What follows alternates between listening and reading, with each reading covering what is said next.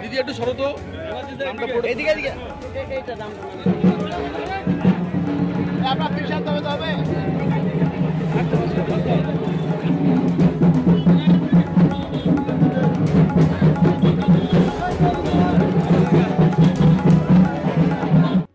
কি মনে হচ্ছে আপনার? যদি সঠিক লোকেরা রাজনীতি করতো তাহলে এত মানে যেখানে বাম আমলে যেখান থেকে শেষ এই সরকার ক্ষমতায় আসার আগে ওনারাই চতুর্দিকে আওয়াজ তুলেছিল চুরি মানে এই হয়েছে এই এতে দুর্নীতি অর্থে দুর্নীতি।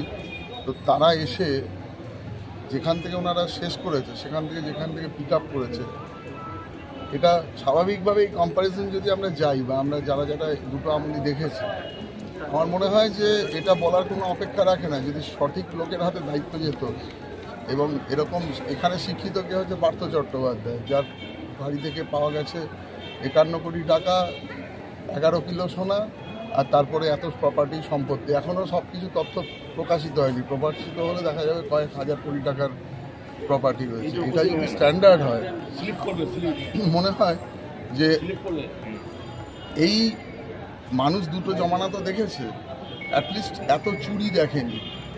এবং আজকে বাম জমানায় যতটুকু হয়েছে তার একটা লিমিট ছিল, আর এখানে এমন একটা জায়গা আপনি দেখাতে পারবেন যেখানে চুরিটা হয়নি, মানে যেখানে হাত দিয়েছে সেখানেই চুরি করেছে। পরবর্তীকালে এটা নিয়ে রিসার্চ হবে কোন দপ্তরটায় চুরি হয়নি এবং কী জিনিসে চুরি করেনি। এবং একটা জিনিস ওরা হিসাব করে নিয়েছে, তোলো শুধু আসার পর থেকে বিভিন্ন রকমের চাকরি, বিভিন্ন রকমের জিনিসে, বিভিন্ন রকমের সরকারি স্কিম থেকে এবং তৎপরই যা প্রাকৃতিক সম্পদ রয়েছে, কয়লা, বালি, পাথর, ইভেন কি প্রাণীজ সম্পদও যা রয়েছে, গরু, ছাগল, কোনো কিছুকে বাদ দেয়নি। শুধু তোলো আর তোলো, শুধু নাও আর খাও, কত চাই আমি জানি না। শেখ শাহজাহান সম্পর্কে কি বলবেন? একটা কথাই বলতে পারি, যিনি একজন ওই সেই ইয়েতে ইটভাটায় কয়লা সাপ্লাই করতো, আমি এসডিপিও বসিরহাট ছিলাম, আমি ওই 2010-11 সালে শাহজাহানকে দেখেছি। ইটভাটায় যে কয়লা সাপ্লাই করতো, সন্দেশখালী থানার বাইরে বসে থাকতো, তার কাজ ছিল বড়োবাবুর 5 ফরমাস খাটা। সে পরবর্তীকালে বড় মানে শাহজাহানের 5 ফরমাস খাটতো বড় মানে সন্দেশখালীর বড়োবাবু। এবং শুধু বড়োবাবু নয়, আমাদের এসপি বসিরহাট, এটা তারপরে এই পার্থক্যটা আমরা দেখেছি। এবং শেখ শাহজাহান সবথেকে বড় কথা 12 বছর ধরে এইভাবে কিভাবে এই অন্যায়ের রাজত্ব চালিয়ে গেল, অন্ধকারের রাজত্ব, এটা সবথেকে দুর্ভাগ্যের ব্যাপার যে কেউ কিছু জানে না, কেউ কোনো কিছু জানতো না এবং কিছু ঘটেনি। এতদিন ধরে জানলেই নাকি তারা অনেক অ্যাকশান নিত।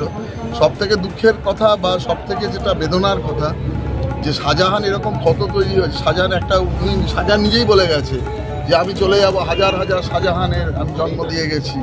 তো এটা যদি একটা দেশের একটা রাজ্যে এই রকম অবস্থা ঘটে, যার শাহজাহানকে যদি ঠিকমতো তদন্ত করা হয়, এমন কোনো ইনভেস্টিগেটিং এজেন্সি থাকবে না যাকে ওরা পাবে না, মানে সিবিআই, ইডি, এনআইএ, হ্যাঁ, তারপরে হচ্ছে আমাদের কি বলে এনসিবি,